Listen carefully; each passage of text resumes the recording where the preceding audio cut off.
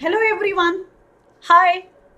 अच्छा, आज हम मिले हैं टू डिस्कस कि ये जो हमको इंसान दिख रहा है व्हील चेयर पे बैठा हुआ है, इसको क्या हुआ ये देखना है हमको। तो आज हम एक ऐसे डिजीज डिस्कस करने वाले हैं जो शायद हमारे बस में नहीं है, जो हम कंट्रोल नहीं कर सकते, जो हम शायद प्रिवेंट भी नहीं कर सकते टू अ ग्रेट एक्सटेंट। ठीक है, और जिसका कोई इलाज भी नहीं है, no drugs to cure the disease. और ये डिजीज है हमारे पास हंटिंगटन कोरिया। हंटिंगटन कोरिया एक ऐसी बीमारी है जो हमारे वजह से हमको नहीं होती है। ठीक है, ये एक जेनेटिक डिसऑर्डर है जो पेरेंट से हमको पास होती है। ये एक ऐसी बीमारी है जिसके सिम्टम्स हम थोड़े हद तक कंट्रोल कर सकते हैं, बट यस, इसका कोई क्योर नहीं है, कोई ऐसी दवाई अवेलेबल नहीं है कि आप हंटिंगटन कोरिया से ठीक हो सको पूरी तरीके से।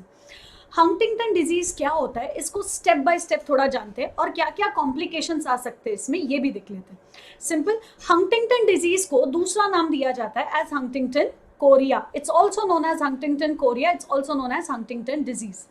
ठीक है, यहाँ पे प्रॉब्लम कहाँ होता है, तो हमने बोला यहाँ पे न्यूरो डिजेनरेटिव डिजीज है। मतलब ब्रेन में जो न्यूरॉन्स थे वो डिजेनरेट होना शुरू कर देते, so it is a neuro degenerative disease जो जनरली माँ बाप से हमको मिलता है। मतलब it is a inherited disease, इसमें हमारी कोई गलती नहीं होती है क्योंकि पेरेंट में वो जीन अफेक्टेड था, डिफेक्टिव था, इसलिए वो बच्चे में पास हो गया। सिंपल सा कंडीशन है। अब क्या चांसेस है कि पेरेंट अगर अफेक्टेड है तो बच्चे में ये पास होगा? क्या चांसेस है कि ये दिखेगा ही दिखेगा, एक्सप्रेस कंपल्सरीली होगा? तो हमने बोला देख लेते। सबसे पहली चीज, इसके सिम्टम्स यंग एज पे नहीं दिखते। ठीक है, मतलब आप जब 15, 16, 20 या उससे ऊपर की एज के हो जाओगे उसके बाद ही ये सिम्टम दिखेंगे अगर जीन डिफेक्टिव है तो। सो अगर कोई पेशेंट है या अगर कोई इंसान है जिसके बॉडी में वो डिफेक्टिव जीन है तो उसके सिम्टम दिखने लगेंगे स्टार्टिंग में अराउंड 20 या फिर 30 या 40 ईयर्स ऑफ एज पे।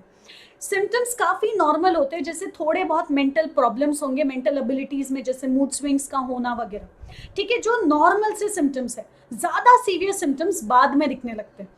ठीक है, if you see the image ऊपर वाला तो आपको दिखेगा कहीं ना कहीं आपको हाथ पे, पैर पे, उन पेशेंट्स के हाथ या पैर पे या फिर थ्रोट नेक वाले रीजन पे पैरालिसिस के सिम्टम्स दिख रहे हैं ना। ये सिम्टम्स सीवियर सिम्टम्स होते हैं, ये काफी एज के बाद दिखता है। ठीक है, अब अगर आप ब्रॉड इंपैक्ट देखोगे तो एक इंसान के फंक्शनल एबिलिटीज पे बहुत बड़ा इंपैक्ट होगा क्योंकि स्केलेटल मसल्स काम नहीं करते। ठीक है, उसके अलावा मूवमेंट पे, क्योंकि मसल्स काम नहीं कर रहे, मूवमेंट पे डेफिनेटली अफेक्ट होगा। एक टाइम के बाद तो पूरा व्हीलचेयर बेड रेस्ट पे आ जाएगा वो इंसान। सोचने की एबिलिटी, क्योंकि न्यूरॉन्स मर रहे थे, थिंकिंग एबिलिटी डिस्ट्रॉय होने लगेगी धीरे धीरे धीरे धीरे। याददाश्त कमजोर होने लगेगी। Dementia is one of the symptom of Huntington Korea. Next, psychiatric disorders होंगे, मूड स्विंग्स होंगे, मेंटल एबिलिटीज पे प्रॉब्लम आएगा, समझ में नहीं आ रहा है कि एनवायरनमेंट में क्या हो रहा है, कभी कुछ सोचोगे कभी कुछ भूलोगे, ऐसी सारी चीजें होना लगेगा। नेक्स्ट, हंटिंगटन डिजीज के सिम्टम्स जनरली कभी भी हो सकते हैं, बट मेजॉरिटी टाइम्स ये 30 टू 40 ईयर्स, मतलब 30 ईयर्स, 35 ईयर्स, 40, 45, इस उम्र में नॉर्मली सिम्टम्स दिखने लगते हैं। इस उम्र में नॉर्मली मेजॉरिटी के ऑफस्प्रिंग्स आ जाते। मतलब अगर एक इंसान है जो 30s या 40s में है तो आपके एक्सपेक्टेशन के हिसाब से नॉर्मली अब तक इसने रिप्रोड्यूस कर लिया होगा और इसको बच्चा भी होगा। इसका मतलब अब इसको पता चल रहा है कि भाई मेरे पास तो जेनेटिक डिसऑर्डर है और मैंने मेरे बच्चे को ऑलरेडी पास कर लिया। इसीलिए मेजॉरिटी केसेस में इसको प्रिवेंट करना बहुत डिफिकल्ट हो जाता है। बट मैं आपको बताऊंगी what are the measures, how you can know कि भाई बच्चे में हंटिंगटन कोरिया है या नहीं है। ठीक है, ज्यादा से ज्यादा ये बिफोर 20 पे अगर दिख गया तो आप इसको बोलते हो जुवेनाइल हंटिंगटन्स डिजीज। सर्वे के मुताबिक इसके percentages is generally less than 10%। Majority cases में ये 30 टू 40 के आसपास ही आपको सिम्टम्स दिखाएगा। अब हुआ क्या था, तो देर इज अ क्रोमोसोम जिसको हमने बोल दिया क्रोमोसोम नंबर 4। ठीक है, ये जो हमारे पास क्रोमोसोम नंबर 4 था, क्रोमोसोम नंबर 4, इस पे कहीं ना कहीं एक जीन था जिसको हमने बोल दिया है HTT जीन, हंटिंगटन जीन। और ये जो हंटिंगटन जीन था, ये हंटिंगटन जीन एक प्रोटीन बनाता है, हंटिंगटन प्रोटीन। क्योंकि यही हंटिंगटन जीन में कहीं ना कहीं एक म्यूटेशन हुआ था, इसकी वजह से हंटिंगटन प्रोटीन जो बना वो भी अब नॉर्मल था, और इसी अब नॉर्मल प्रोटीन की वजह से हंटिंगटन कोरिया या हंटिंगटन डिजीज हो जाता है। Now coming to the point कि 10% केसेस, अप टू 10% केसेस ऐसे हैं जहां पे नया म्यूटेशन हुआ था, मतलब इनको पेरेंट्स से नहीं मिला डिजीज, इनके अंदर कोई फिजिकल एजेंट या कोई केमिकल म्यूटाजन की वजह से म्यूटेशन हुआ था, और इनमें ही वो म्यूटेशन जनरेट होने की वजह से यही है वो जिनके अंदर से डिजीज अब नेक्स्ट जनरेशन में पास होगा। ऐसे कितने केसेस होते हैं? Less than 10%। मेजॉरिटी केसेस कैसे होते हैं? पेरेंट से पास होने वाले।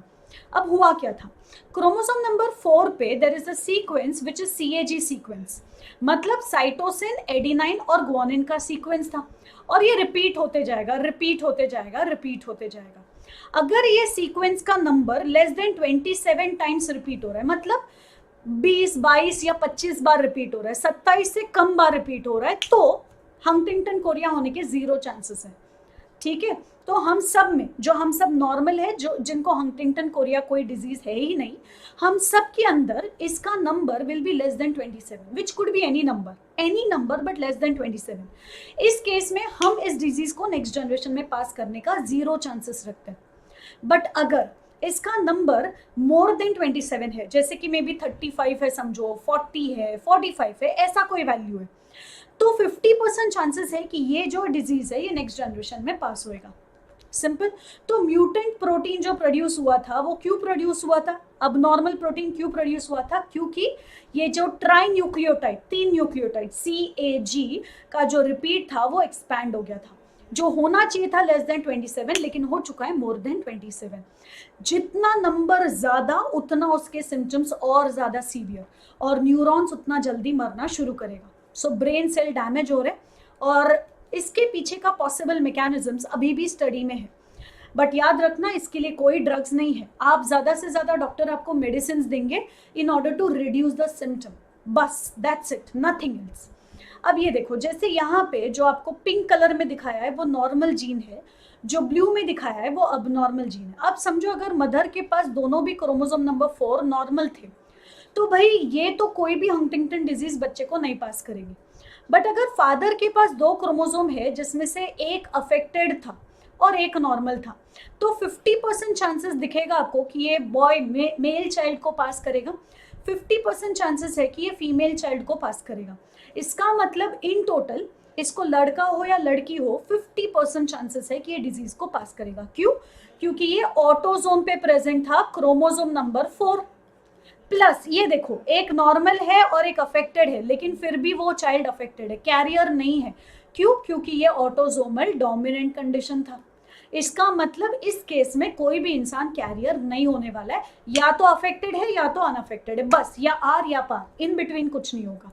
सिंपल। नेक्स्ट, अगर आप ब्रेन का पूरा स्ट्रक्चर देखो तो आपको क्लियरली दिख जाएगा, ये हम जैसे लोगों का नॉर्मल ब्रेन, ये उस बेचारे पेशेंट का ब्रेन है जो हंटिंगटन डिजीज से सफर हो रहा है। आप देखो, ये जो ग्रूव और सल्कस के बीच का गैप है, जो हमारा सबसे बड़ा होता है लेफ्ट और राइट हेमिस्फीयर के बीच वाला, वो कितना बड़ा हो चुका है। ये देखो, ये लैटरल वेंट्रिकल्स वाला जो एरिया था वो कितना एनलार्ज हो चुका है। यहाँ तक कि जो नीचे वाले फोल्ड्स है इनमें भी आपको दिखेगा काफी ज्यादा न्यूरॉन्स का डेथ हो चुका है। सो इतना ज्यादा नर्व डैमेज दिखेगा या ब्रेन टिश्यू का डैमेज दिखेगा। अब कॉम्प्लिकेशंस में क्या क्या दिख सकता है? तो हमने बोला कॉम्प्लिकेशन में एक कॉमन कॉम्प्लिकेशन होता है, that is pneumonia. Pneumonia is a very common complication which we see in these patients. इसके साथ साथ डिमेंशिया दिखने के चांसेस है, मतलब भूलने की बीमारी। इसके साथ साथ मसल्स क्योंकि काम नहीं करते, पैरालिसिस होने के चांसेस हैं। और ये डिजीज होने के 10 से 15 साल के अंदर अंदर आपको दिखेगा कि ये इंसान मर जाएगा बेचारा, फेटल। सो ये फेटल डिजीज होता है, जानलेवा है। बस एक बार अगर ये हो गया तो समझो 10 से 15 साल में इंसान की मौत पक्की है। मतलब आप सिर्फ सिम्टम कम करने के लिए मेडिसिन ले सकते हो, या ट्रीटमेंट, मतलब अगर आप डॉक्टर हो तो आप उसको सिर्फ सिम्टम रिड्यूस करने के लिए मेडिसिन दे सकते हो। इसका कोई ड्रग नहीं है जो हंटिंगटन कोरिया को क्योर कर दे या आपके नर्व सेल्स को वापस जिंदा कर दे, ऐसा कोई मेडिसिन नहीं है हमारे पास। सिंपल। सो ये था हंटिंगटन कोरिया के ऊपर का इंफॉर्मेशन। ठीक है, अब इसी के साथ अगर आपको लगता है कि इसका अवेयरनेस फैलाना जरूरी है, क्यों जरूरी है? तो हमने बोला क्योंकि अब मेथड हमारे पास ऐसे है कि हम प्रीनेटल डायग्नोसिस कर सकते हैं। प्रीनेटल डायग्नोसिस का मतलब जब बच्चा अभी भी यूटरस के अंदर है, ठीक है, कौन से कंडीशन में है? फीटस स्टेज में है। ठीक है, तो जब बच्चा अभी भी फीटस स्टेज में है, उस कंडीशन में आप ये पता कर सकते हो कि इसके पास, ठीक है, वो वाला जीन है कि नहीं, डिफेक्टिव जीन है कि नहीं। तो आप क्या कर सकते थे, वो जो प्रीनेटल डायग्नोसिस होता है, मतलब बच्चे के जन्म होने से पहले, बच्चा अभी तक हार्डली यूटरस के अंदर 2.5 महीने का हुआ है या 2 महीने का हुआ है, उसी टाइम पे आप इसका प्रीनेटल डायग्नोसिस करवा लो कि इसको टर्नर सिंड्रोम है, क्लाइनफेल्टर है या हंटिंगटन कोरिया है, ऐसा कोई भी ऑटोसोमल डोमिनेंट या क्रोमोसोमल डिसऑर्डर है या नहीं है।